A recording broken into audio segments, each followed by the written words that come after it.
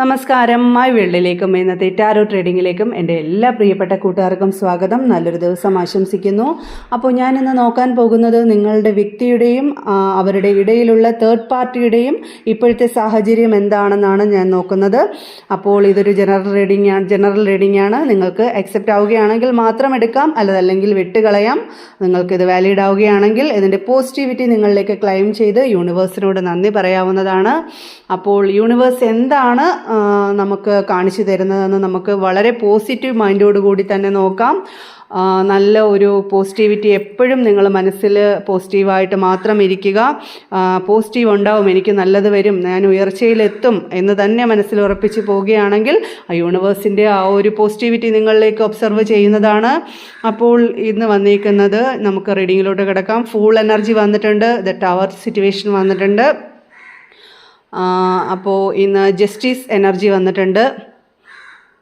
അപ്പോൾ അടുത്ത കാർഡ് വന്നേക്കുന്നത് ഏസ് ഓഫ് കപ്സ് ആണ് വന്നേക്കുന്നത്. അപ്പോൾ ഇന്നത്തെ ഒരു ത്രെഡിൽ പറയുന്നത്, നിങ്ങളുടെ വ്യക്തി ഒരു ഫൂളായി എന്ന് അവർക്ക് സ്വയം മനസ്സിലായി. തേർഡ് പാർട്ടിയുടെ ഒരു റിയൽ ഫേസ് എന്താണെന്ന് അവർക്ക് ശരിക്കും തിരിച്ചറിവ് വന്നേക്കുന്നു എന്നാണ്. ഒരു ടവർ സിറ്റുവേഷനാണ് അവരുടെ ഇടയിൽ. ഇപ്പോൾ നല്ല പൊട്ടിത്തെറി നടന്നുകൊണ്ടിരിക്കുകയാണ്.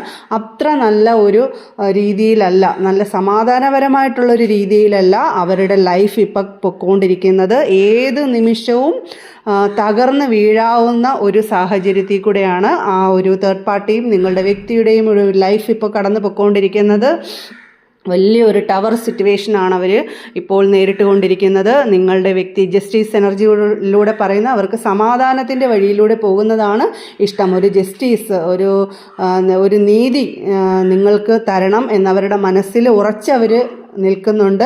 അവർക്ക് സമാധാനത്തിൻ്റെ പാതയാണ് ഏസ് ഓഫ് കപ്സ് പറയുന്നത്. അവർ സമാധാനപരമായിട്ടുള്ളൊരു ജീവിതമാണ് അവർ ആഗ്രഹിക്കുന്നത്. ഒരു സമാധാനം ആഗ്രഹിച്ചായിരുന്നു അവർ ഇതിനകത്തോട്ടെടുത്ത് ചാടിയത്. പക്ഷേ നേരെ വിപരീത ഫലമാണ് അവർക്കുണ്ടായത്. അതുകൊണ്ട് തന്നെ ഒരു ജസ്റ്റിസ്, ഒരു നീതിബോധത്തോടു കൂടി ഇനിയെങ്കിലും പെരുമാറണമെന്ന് അവർ ഉറച്ചു വിശ്വസിക്കുന്നു, ഉറച്ച് തീരുമാനിച്ച് വെച്ചേക്കുകയാണ്.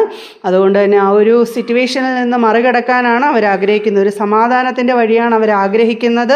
നമുക്കൊരു വചനം എടുത്തു നോക്കാം, എന്താണ് വരുന്നതെന്ന് നമുക്ക് നോക്കാം. അപ്പോൾ വചനത്തിൽ പറയുന്നത്, രഹസ്യം പറച്ചിലിന് പ്രത്യാഘാതമുണ്ടാകും, നുണ പറയുന്നവൻ്റെ നാവ് ആത്മാവിനെ നശിപ്പിക്കുന്നു എന്നാണ്. അപ്പോൾ അവർക്കൊരു തിരിച്ചറിവ് വന്നു കഴിഞ്ഞു, തിരിച്ചറിവ് ദൈവം അവർക്ക് കൊടുത്തു കഴിഞ്ഞു. അപ്പോൾ ഒരു സക്സസ് ഉണ്ടാവട്ടെ എല്ലാവർക്കും.